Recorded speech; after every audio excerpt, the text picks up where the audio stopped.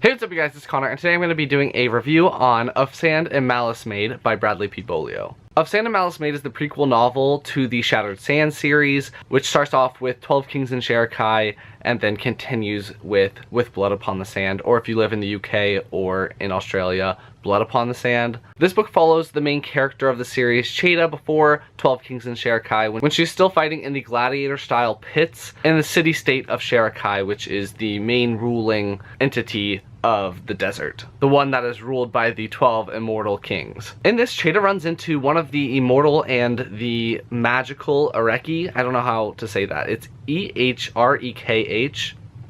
Your guess is as good as mine. That are viewed as very evil beings in this world. They consume and obliterate humans. They don't like humans. They thirst for human blood because they were created by a god that didn't have the power to give them the things that make humans good. So they're just pure animalistic, malicious intent, basically. The Areki's name is Rumayesh, and she has been around for a very, very long time. And more specifically, she's been in the city of Sharakhai for a long time, and she's been manipulating people, and she's using people basically as their playthings. Cheda then has to really go against this Areki, and it ends up becoming a battle for the ones that she loves as well as her soul. That was all in the blurb, so that didn't spoil anything. As usual with my book reviews, I'm going to go through my pros, go through my cons, give you my rating, and be done. My first pro for this book is just, I love the cover. I don't know who does the covers for his books, but this one is definitely my favorite so far. The artwork was made by Renee Aigner. Aigner? Is that how you say that? I'm sorry.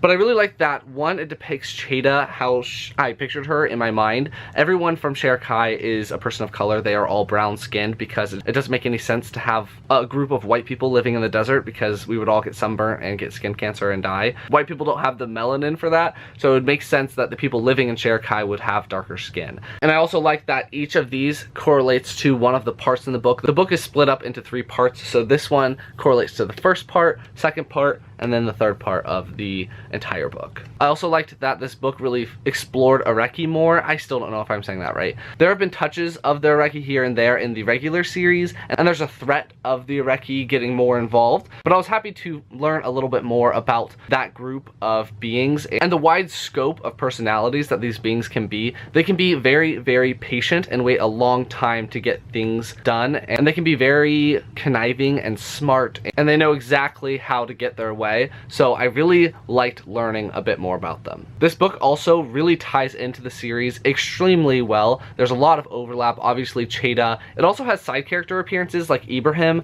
which is a storyteller, and he actually plays a lot bigger of a role in this, which I appreciated, and I liked seeing him a little bit more and learning a bit more about him and how he's a lot more than what he seems like he is in the actual series. It seems like he could become a larger player in the future of this series, and this just gave you a little taste of what Ibrahim could get involved in if he chooses to get involved. I suggest either reading this book before the second book or immediately after the second book so you can see all of the connections between this and the second one. They were awesome. I really enjoyed those. And my last pro for this is that it made me very excited for the third book, which I don't even know when that one's coming out. It gives some clues to possible threads that would be brought up in the third book, as well as some threads that have been in the series already that could be more fleshed out and become more prominent in the story, and I'm excited for those to possibly happen. It makes me wonder what is going to happen in the third book and what's going to be focused on and everything like that. It just made me very excited to continue learning about this world and learning about the characters. But Brad said the third book is probably going to be in between the first 2 in terms of length, so I'm definitely down for that. As for cons, I was mildly hoping that this book would cover the gladiator pits a bit more than it did. We get some in the first book, and you get some in here as well, but I was hoping for a little bit more in that area, but I guess I just never read the blurb for this book before I picked it up. So it clearly lets you know that it's not about the gladiator fights, but I just really want to know more about that. And the only other thing I could say is that it's not the same size as all the other novels, which, I mean, it's a prequel novel. Like, this is the prequel novel, and this is the size of the regular novels, so there's a lot more meat in this than this, and I wish that we could have more, which we will when the third book comes out, so that's not a big con for me. I overall really enjoyed this prequel novel. I ended up giving it 4 stars. Again, super pumped to continue this series and learn more about all the characters and the world. and the magic. I definitely recommend this series for beginners in epic fantasy as well as people that have been reading epic fantasy for a while, because he does a lot of things that are different than other epic fantasy writers, and I am just really enjoying it.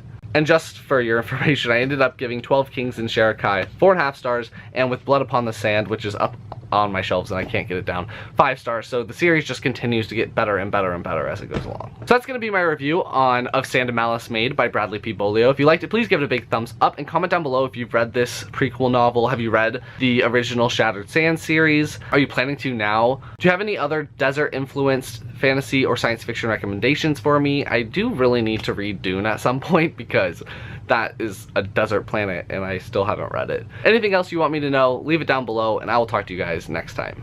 Bye.